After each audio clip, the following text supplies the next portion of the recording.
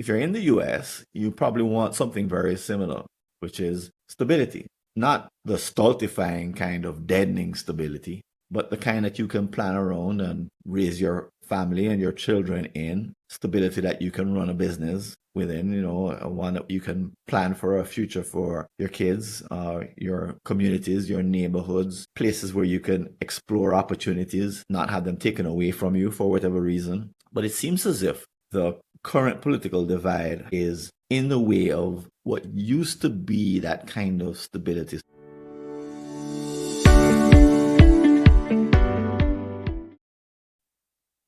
It's the JumpLeap Long-Term Strategy Podcast, episode 29.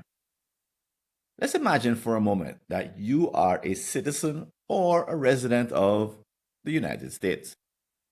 You love the country, and especially quite fond of the vision of the founding fathers. However, you're distressed by the extent of the current day political divide. It's hijacked popular attention all the way around the world. Some people actually seem to despise each other, want to harm each other at the extreme. Is there a way to find inspiration beyond the current uncertainty? Can leaders possibly come together in the United States if only they took a long-term view of the country and the world? Tune into this long overdue episode to join me in tackling this wicked problem. I'm Francis Wade, and welcome to the JumpLeap Long-Term Strategy Podcast.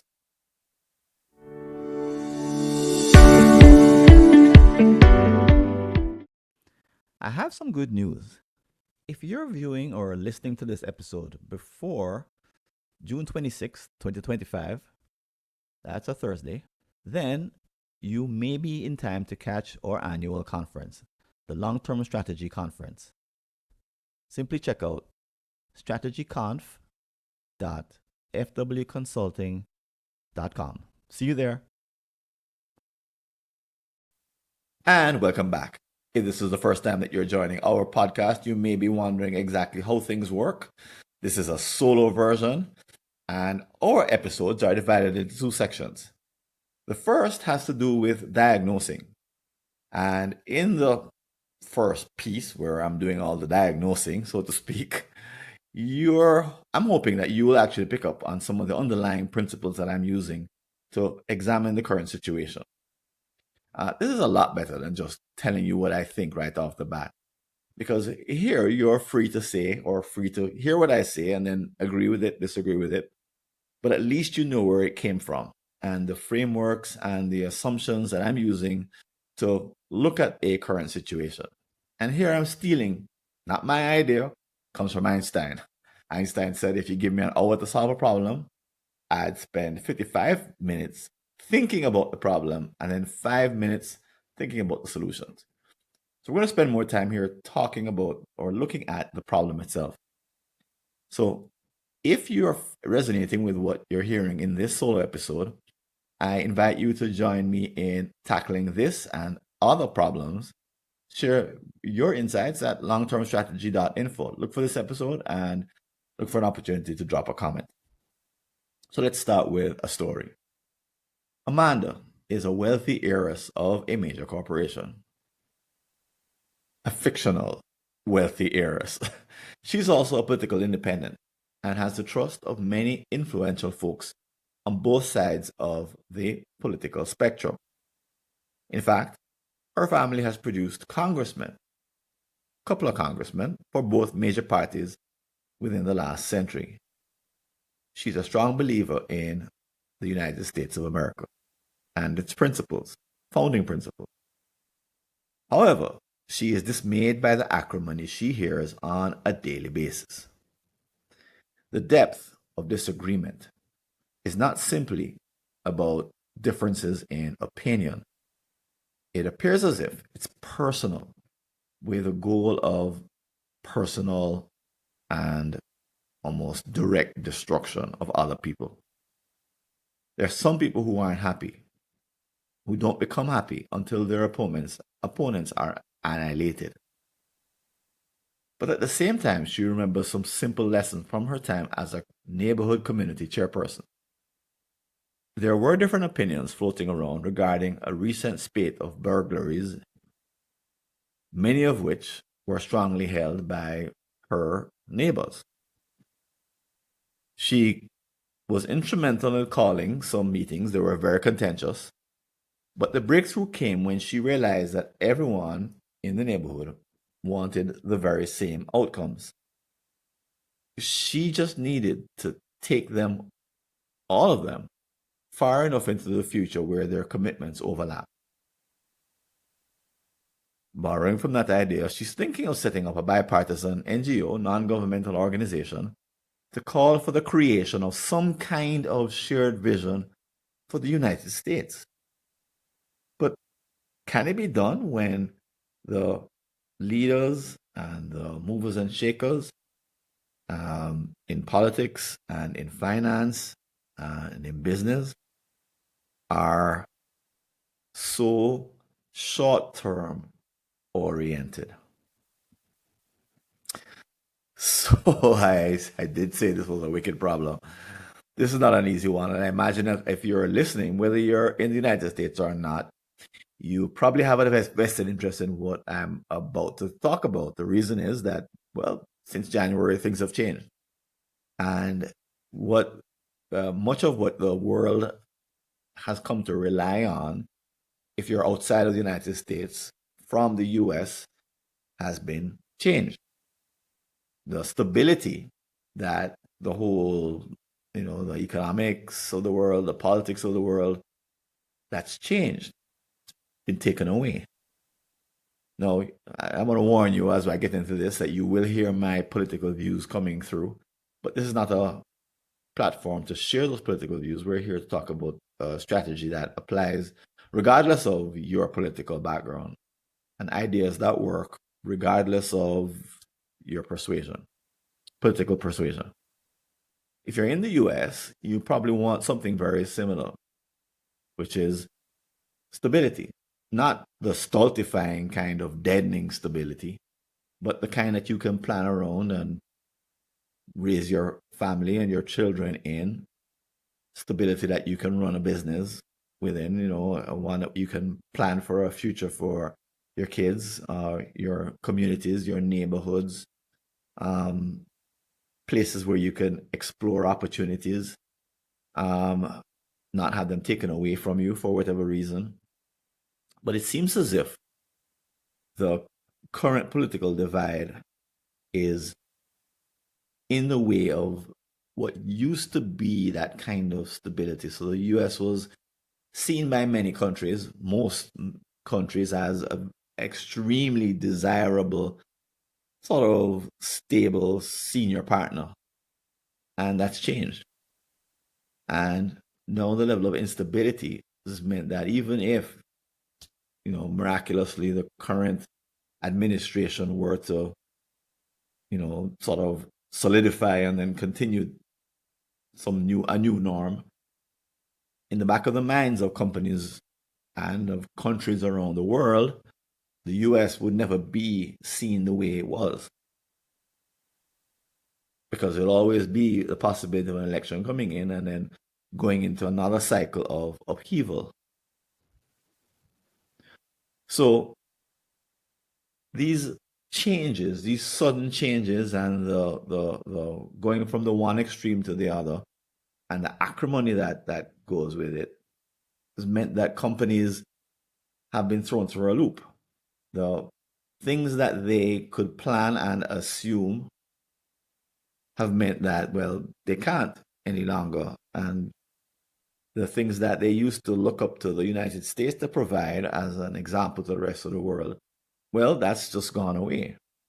I imagine that if you're listening to this from Canada, I can just imagine what that's like, because perhaps of all of the countries in the world, Canadians perhaps assume the most and have been surprised the most. That if you have a business in Canada, you didn't question the continuity of the United States, its legal system, its political system, its economic system, that it would continue and you would always benefit from it. And by not questioning it, you probably have allowed yourself, if you're a business owner, to think more and more short term. Because if you're Canadian, things weren't changing that much.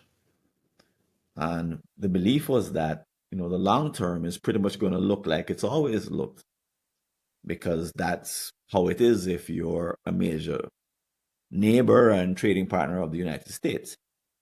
So perhaps you never even questioned that any of the things that have happened since January, which have been surprising, would ever happen. Your mind couldn't conceive of it. Um,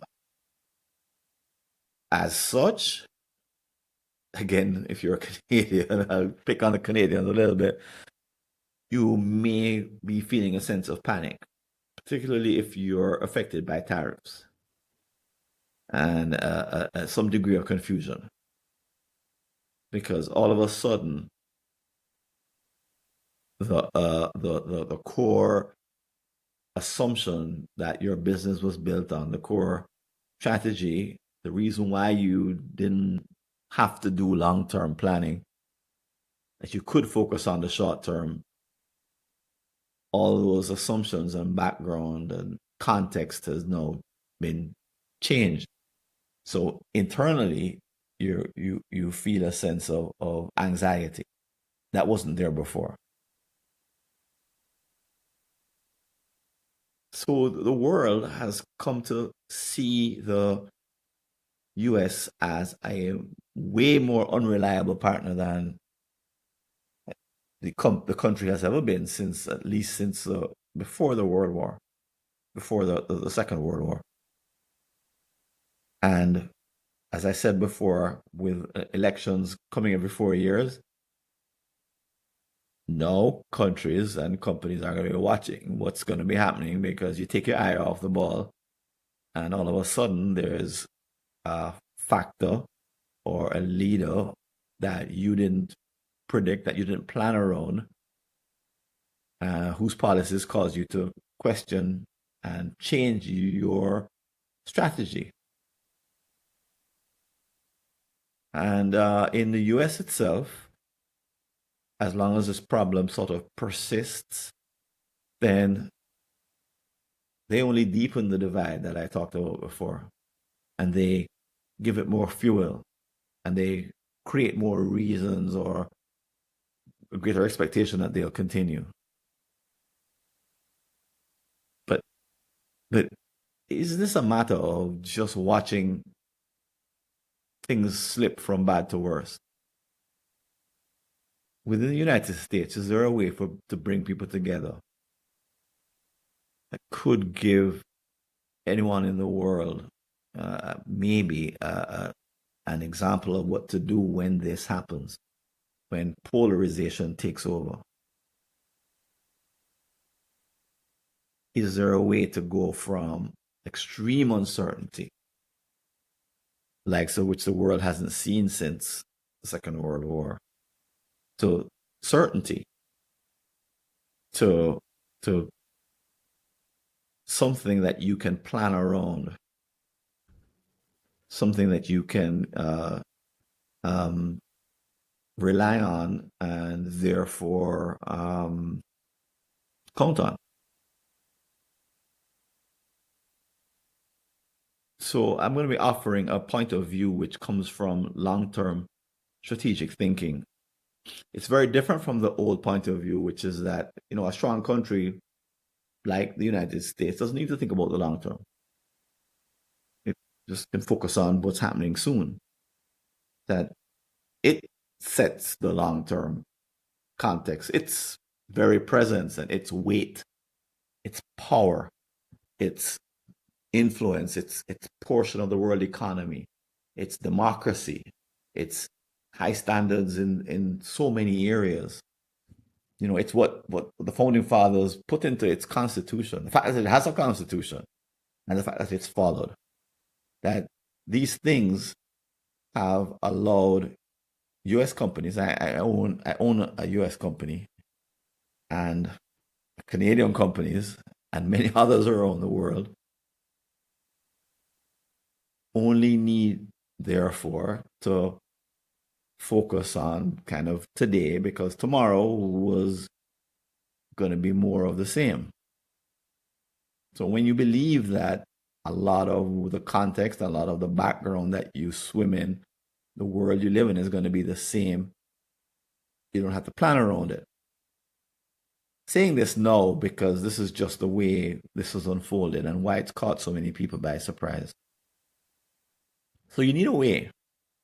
I would say we need a way. The world needs a way. But let's take the case that Amanda needs a way to think about this problem so that she can do the right thing with her NGO, and tackle the problem with the right way. So this problem isn't solved. You can imagine that our future will be more and more of the uncertainty that I described. That if a polar opposite to the current administration comes into power, that it's going to be about reversing a whole bunch of stuff, which will throw again more uncertainty and more discontinuity uh, into the mix. It's just that the timing will be slightly different, be a few years away as opposed to right now. And in the past, what we would think that, well, this kind of long-term thinking isn't really necessary, again, because the assumption was that things would continue. And, by the standards, if you're an American company, by the standards of what happens in the rest of the world, you didn't really need to think that far into the future because things were so predictable in the good way. The bad way, too, turns out, we now realize, but that, you can relax. You can let your guard down when things are more or less going to be the same. And then there's a surprise comes and throws your business, your community, your family, your country, throws it for a loop. And you realize that that wasn't a sustainable approach. This business of thinking short term because you didn't need to think long term because it seemed as if there would be all this continuity for you to rely on. So maybe there's a new kind of thinking that needs to be done by the United States, by Amanda, to bring this to a new kind of resolution that the country does not have the capacity to create. And maybe there's other countries that the United States could learn from. And if this problem isn't solved, it will be bad for all of us in the world because we benefit from having a great example right in front of us. And when that great example is doing great things for the world, we all gain from that. When it's not there and we're forced to find our own way, then boy, we're kind of like Amanda. We need to go find solutions. If we're able, because there are many people who, in response to what's happening, who are experiencing emotional distress. They've become depressed. They believe this is a massive problem that's way bigger than them. And they can't do anything about it. Now, fortunately, Amanda isn't like that. But maybe as you listen, you may find that there are ways in which you can be part of the solution to this problem. This problem of sort of bipartisan, it's not bipartisan, it's both sides of the aisle being short term oriented and not acting in a cohesive way. So let's call this the problem of our lifetime. But where can we possibly find solutions to this kind of challenge? Well, I bumped into a solution. I can't say that I was part of coming up with it at all. I only became aware of the nature of this solution maybe about 4 or 5 years ago. And it has to do with national development planning, or more to the point, Vision 2030 Jamaica. So, Vision 2030 Jamaica is a 50 plan that was launched in 2009, comes to fruition in 2030, and it describes a future of for Jamaica. Now, what's remarkable about this future for Jamaica is that we're not the only country to have this. There are some, I've seen various counts as 50 other countries, 100 other, 140 other countries. I've seen different, depends on how you define these national development plans. But we're not the first. But there is a process that we followed in the 2000s that is seen by those in the development community as sort of being exemplary. And it from a strategic point of view, goes to how you can create a national vision and therefore a national strategy to go with it. So there's a couple of clues that I'll offer you in this podcast. And if you're a US resident or a US citizen, or if you're good enough at pretending to be one, I offer this approach. And it's not that it's because it's a Jamaican approach per se, but because Jamaica's approach was seen as state of the art at the time, the 2000s. There are elements to it that are worthy of being copied. So essentially, I'm recommending the country of to the country of my birth, which is the U.S., that follow the country that I adopted later on in life, Jamaica. That Jamaica offered the U.S. the approach that was used. So here's how it worked. In around 2003, uh, between the head of a planning agency named Dr. Wesley Hughes, and I've talked with him at length to understand kind of what happened in that period and what the process was like. He and others at the same time came to a joint realization that the country needed to articulate a vision for itself, a measurable vision, smart vision, a common destination. So fortunately, the way this vision came about and the players that were involved in it and forming it, it took some 6 years to develop. And the 6 years covered different political parties, all of whom supported the process. So I can't underline that enough. This was no partisan activity. This was an effort, a conscious effort to put country over party and country over self. So a little bit of background. Why was there this agreement to engage in this activity? Well, we Jamaicans almost had a civil war in 1980. And as a kid, I remember lying in bed and hearing gunshots at night between rival political gangs. So there were two different ideologies, one sort of right of center, one left of center. There were guns coming in from different places.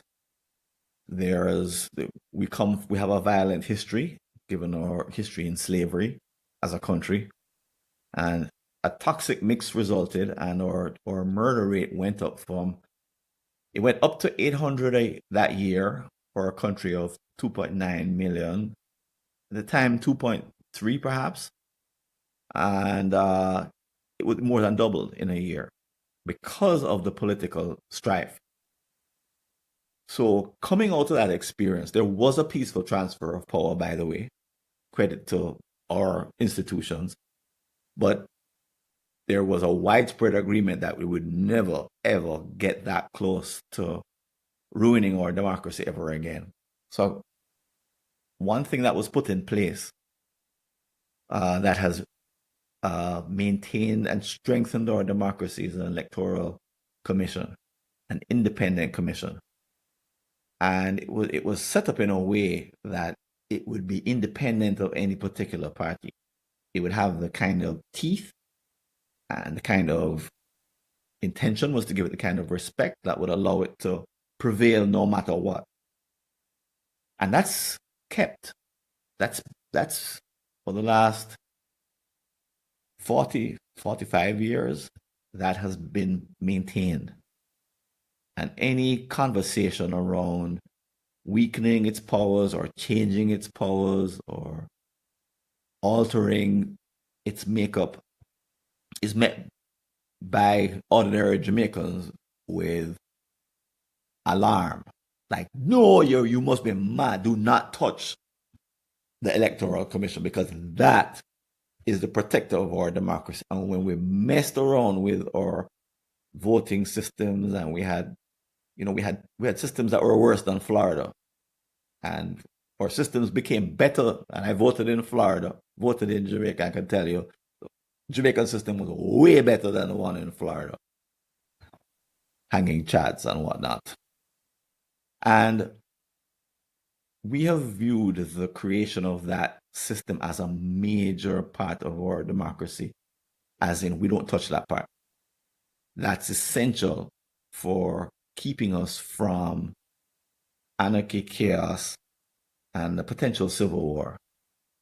So the conviction in 2003 that grew into creating a national vision, a single vision for all, comes in part from how close we came to losing our democracy. So the process that was followed during the period, that 6-year period, 2003 to 2009, involved extremely wide consultation. Civic society, different industries. I saw some of the reports that came from the industry studies that were done by public sector, private sector, NGOs. Hundreds of people were involved in creating this national vision. It became essentially a destination that was more important than whoever was happened to be in power. Essentially mimicking what had happened with the Electoral Commission of Jamaica, that was more important than whoever happened to be in power. So it's a little bit like creating and ring fencing, not just a constitution which tells you how the country should be run or set up, not just an electoral commission which tells you how an election should be conducted and how power should be transferred, but it ring fenced a vision of the country. And what this meant is that the elements of this vision are beyond question, that we've bought into them, these elements, and the parties don't compete on these elements. So, in other words, they are protecting these elements or protecting this vision. And they did an excellent job of that until recently, where there has been a bit of we have an election coming up. But the story is a success story. Now, from my point of view, as an ordinary citizen who has looked into this and studied it, what I've noticed has happened is that we've accomplished a few things. One is to bring our debt to GDP ratio down from, I believe it was 143, and it's supposed to get to somewhere around 62 this year. That's just turned out to be an amazing accomplishment for our country. It's really just a bit of a miracle. No, it's a bipartisan miracle, first thing. One one administration couldn't do it. It began with one party. It's been continued by the other, and there's no way. This is no beyond question, in the sense that if a party even gives a hint that they're not interested in that, that they're going to lose, because this is a core part of our economy that without it, we would never have survived COVID. That's the common agreement. So, where did that cooperation originate? I say the basis for it, the ethos around managing the vision for the country beyond the vision for the party began with that Vision 2030 process and that 6 year activity. It took us 6 years to create a 15-year vision.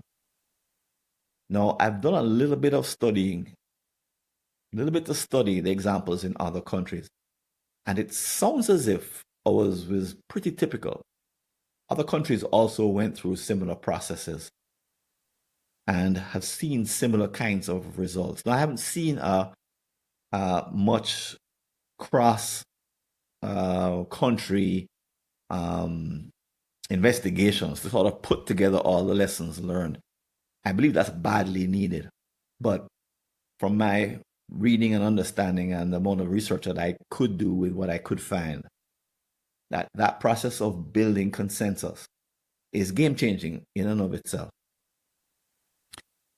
The creation of that brand new destination, that brand new true north, not just one that is, like liberty for all, and not in the flowery language you might find, say, from the Declaration of Independence or the Constitution of the United States, not the kind of, or here in Jamaica, out of many one people, not that kind of vague vision statement.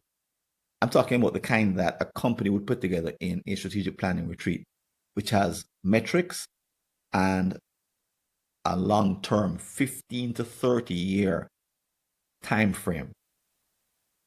So why am I insisting on that? So if you're a student of long-term strategy and you've listened to this podcast, and perhaps you're going to be a part of our conference coming up in June, you may be familiar with the notion that a strategy requires a due date. So the kind of vision, like a Vision 2030, that you plug into a strategy is not the vision statement. It's not the purpose statement. It's not the kind of meme or cliche, not that kind of vague aspiration. It's something concrete and specific. And that's what a 15 to 30-year objective needs to look like. The vision needs to be specific. The destination needs to be so clear that you can say, we're either going to get there or we're not going to get there. So there are parts of Jamaica's Vision 2030, for example, where we're not going to get there. And we're now saying it openly. Okay, there are some elements that we're not going to accomplish. The next step is to now say, okay, which parts are we going to accomplish and how do we go after them in the next 5 years? So that would be the natural next step. But just like a company that creates a long-term strategy, the long-term vision that it relies on needs to be specific. So the Jamaican experience offers some clues as to what I would recommend. Perhaps the most recent accomplishment, and I say accomplishment with not a capital A, but a common A, here in Jamaica, is that our murder rate has fallen by 35% since a year ago. And that for us is an amazing accomplishment because we have one of the highest murder rates in the world. We've traditionally had that. It's been that way for several years, decades. Yes, decades. And it's come down. So Jamaicans are right now a bit weary of, if we talk about it too much, it may go back up.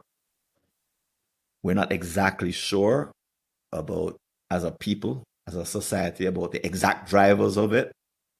It seems to be multiple drivers, some man-made, perhaps some demographic, but the numbers are moving in the right direction. But for me, I say it's part of Vision 2030. This is what that effort was designed to deliver. Even though we can't quite trace the cause and effect, 2.9 million people all agreeing on one destination produces a particular kind of magic that happens in companies that I've worked with as well. So when I discovered Vision 2030, it was just at the point where I was kind of pausing to look back and say, at this point, and this is today now, I say we've worked with over 60 companies to create 15 to 30-year strategic plans, which means that they all have 15 to 30-year specific visions for where they're headed, specific destination. And a few years ago, as I said, I kind of woke up and looked at Vision 2030 and said, you know what? There's a lot of parallels here. There are some ways in which Vision 2030 could be, the implementation needs to be vastly improved, and it could learn from private sector examples. But I've been in enough sessions now to say, okay, I can see what's working and what's not working. I've seen success stories, fabulous success stories, miraculous outcomes, a little bit like the murder rate dropping, where things happen just because people are committed to the same thing at the same time on the same page. So the process of building the 6 years, I suggest that Amanda take a trip here to Jamaica and take a look at what's been happening here, or what happened here. No, I would say that she shouldn't copy anything, because the effort here is not perfect, and maybe she should go to another country or 2 or 3 and pull out the parts that are working. But there is a formula here for developing national development plans that's been used by some 50 to 100 countries. I've only found one academic paper, or a couple. I'll drop the links in the show notes. But they are very sort of rudimentary. They're not experts in strategic planning, and especially in long-term strategic planning, which is a different discipline than just putting together 5-year plans. But those links are useful, and she should study those links. Read them for what they're worth. But I'm going to suggest that the U.S., if I be bold enough as a U.S. citizen, to suggest that the U.S. engage in a similar activity. And I'm not just suggesting it for the hell of it. I'm going to argue that without it, U.S. power, U.S. influence, the U.S. way of life, the United States as an example, is doomed. As in, it's not going to work out well. It's not going to end well. So, and I'm saying something dramatic and radical, and I might sound to you like a hopeless liberal. I am. Maybe not so hopeless, but definitely liberal. But consider a process that the U.S. could go through of first the consultation, the 6 years.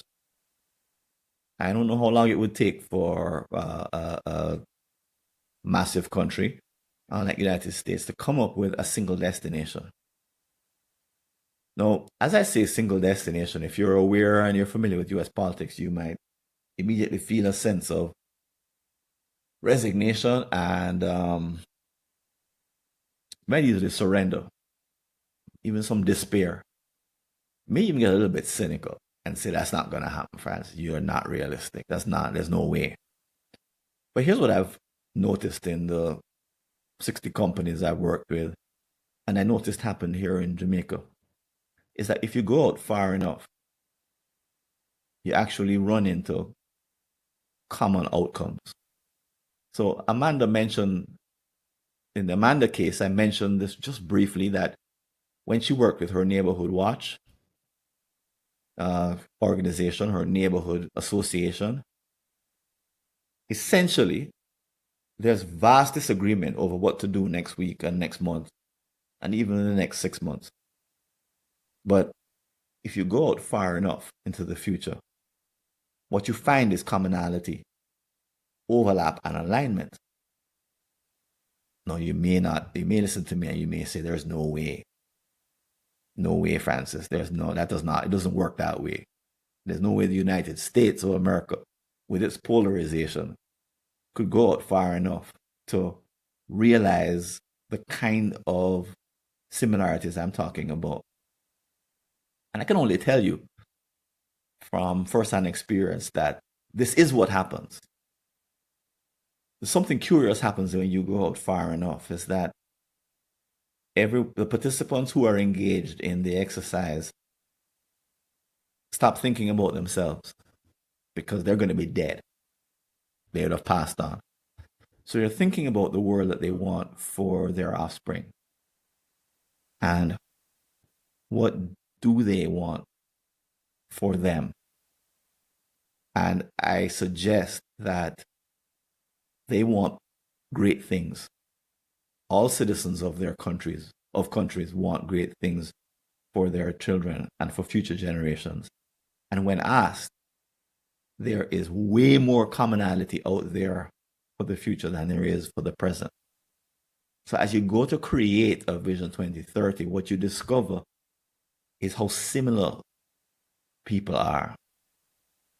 That given that they're human beings, and I'm not talking about, psychopaths and people who are mentally challenged. I'm not talking about the extreme. It's not about getting everybody to think the same way, but it is about discovering where a critical mass are committed to the same things and have more in common than they do differences. Well, the differences are always sort of in your face because the differences are occurring in the short term. But in the long term, for USA 2060, an exercise like the kind that Amanda is considering may uncover that there is a hell of a lot of agreement around the destination. So if you were to engage in this process and it's a process of giving and taking, it's a process of negotiation. You can engage large groups at the very beginning and get everyone thinking about this.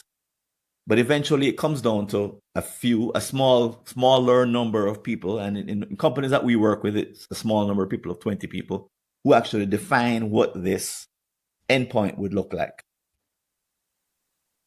And that endpoint, if you think about the common things people want a fair society. People don't want a high murder rate. People want, fair elections. That there's huge commonality around these things. But in the US, as in Jamaica before Vision 2030, when these things are not laid out explicitly and not described in detail, and there's no date with respect to when the country is trying to accomplish them by, then it sort of remains in the realm of vague visioning. And for the purposes that I'm talking about, which is long-term strategic planning, vague visioning may come way after the fact, after the long-term specific vision and the strategy are put in place. Then you can put a headline on it. But in today's world, just having a headline with nothing underneath it is a bit like reading an article and it's clickbait. You clicked on it for the clickbait, and as you scroll down, there's literally nothing below the headline. And that doesn't work in today's world. People want specifics. So getting enough people together in the right formats to drive to one destination for the United States may sound impossible given the hostility that exists today and the vitriol. But I suggest that it's not, that the US is not exceptional in this regard. And in fact, the little bit that I've read and a little bit I've heard of, and I'm sort of seeing mentions of a future that all Americans could get behind. They're not strong signals and by any means, but these are small elements. But there does need to be a process to go from where the US is now, which is that there are a few people who are kind of talking about this, to where there's a process to follow that will produce a document which has a year on it, which has specifics on it, which can then be backcast to the present.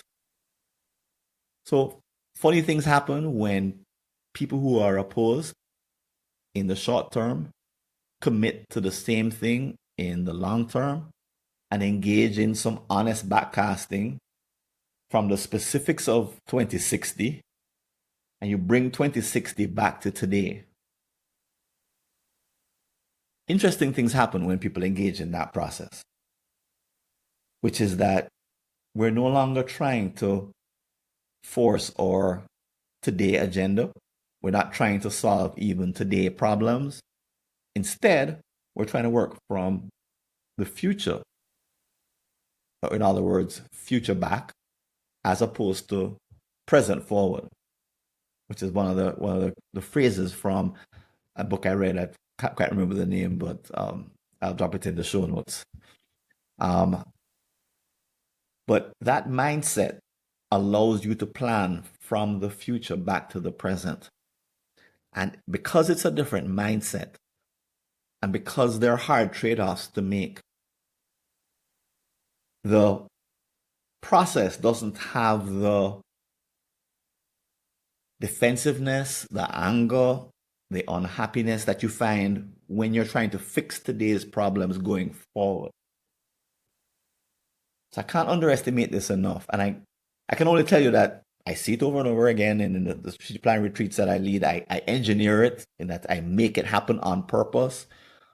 But I suggest that it offers a glimmer of hope that if you've not engaged in a process like this before, I can only describe to you and sort of say, trust me in a way, or go try it yourself first if you don't want to trust me. And that your knowledge of the present forward mindset is not the mindset that you use to create a long-term vision and a long-term strategy. And that mindset has to be sort of set aside. The present forward mindset needs to be set aside to allow the future back mindset to drive the process. So it's perfectly normal and natural to believe that what I'm saying is not going to work. That if all you really know is present forward, this future back business of which I speak and the mindset are figments of my imagination. I just have it wrong. It's perfectly normal to think that. Because that's the thinking that happens with the present forward mindset. Future back mindset, however, and as I say, I can only point to what I've seen firsthand and secondhand, is that it works in a different way. It has a rigor to it that is its own rigor. It has a logic that has its own logic. It has a social dynamic among those who are doing the planning that has its own dynamic among those who it causes them to make trade-offs and decisions and hard decisions, because the context of the hard decision is not what's happened in the past or what's happening today. The context of the hard decision is the future that we're trying to create together. And that's very different. So in a way, this echoes the process that the Declaration of Independence and the Constitution were created from, because they were creating a future, a non-specific future in terms of its date for a country. But some of the vibe is quite similar. The difference is that in today's world, a vision for a 2060 needs to be very specific. It needs to have a very specific strategic plan to accomplish it. It needs support from more than just any single party in terms of the world, the US and its political system. It needs multiple stakeholder support. And to get that, to complete the entire process and to report the future and the strategy to accomplish it back to 350 million people is its own process. In that sense, what we've done here in Jamaica won't necessarily scale because we are a much smaller level than 350 million. However, I stand beside the principles of what I'm describing. And I would go out on a limb and say, repeat what I said before, that there is no future. There's no future that the US can stumble into. I think that's what the big learning is from Trump 2.0. That there's not a future to stumble into just because the United States has been the greatest democracy, the greatest economy, the greatest. That these things don't mean that they'll continue. That the continuity that's now been disrupted at scale won't ever return in its old incarnation. So, in other words, if the Democrats were to win the next election, imagine the disaster if their mantra were to return the country to 2023, 2024. Sorry. What if they came in and said, we want to take everything back? So as I'm saying it, you're probably saying, we can't go back. There is no just going back and peeling back things to the way they were. And I agree. Instead, there needs to be a fresh destination. And I'm not talking about a fresh destination for a party or a particular leadership. There needs to be a fresh destination for the country. And anything short of that will just be more of the same. In other words, it'll fail. So I'm alarmist, maybe, but without a joined up future for the United States that critical mass can get behind, it won't unleash the next sort of American millennium or the next phase of America's growth and success. It won't unleash the contribution that America can make to the rest of the world. It won't create a world that relies on America the way it used to. Relies on the biggest economy, a massive player, to be there in the corner, providing a bedrock for the world to operate. That these things are in danger. So I'm not here to tell you that these things are easy. I started off by saying this is a wicked problem. This is a wicked problem of wicked problems. But hopefully, as you're hearing this, you could be like Amanda and you could actually find a place to contribute to what I'm calling for. To lend your voice to those who are influential, those who are in positions of leadership, those who have resources, those who have energy and youth, those who are creative. That maybe what America needs is a very specific vision of its own and a strategy to accomplish it. And therefore needs a process to follow to make that real. Maybe. So, as I sign out, let me invite you to drop me a question or a comment, private comment or open comment at longtermstrategy.info. You can also send me a private message if you go to that same website, my website, and you'll see a link to send me a message if you want to engage me any further on this. I'm available. This is of not just importance to one country. As you know, this is a potential turning point for our planet, for the people of our world. So, on that significant note, I invite you to keep listening so I can tell you about the next episode that's coming up here at the Long Term Strategy, JumpLeap Long Term Strategy podcast. Thanks for listening, and hold on, let me tell you some more in just a few minutes. And here's a clip from our next episode with Lisa Carlin. Absolutely. One of the biggest issues I see is that change management does not get its seat at the table, regularly. And in one case, in particular, where I just saw this.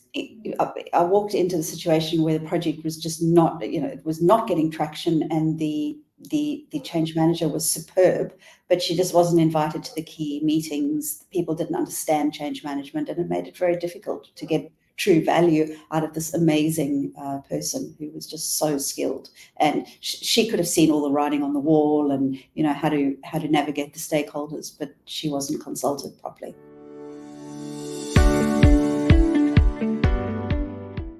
And if you like the work we're doing, feel free to follow us at our website, strategyconf.fwconsulting.com, or like or leave a comment on one of the popular podcast apps, such as Stitcher or iTunes. This is Francis Wade, and I'm signing out from the JumpLeap Long-Term Strategic Planning podcast. See you later.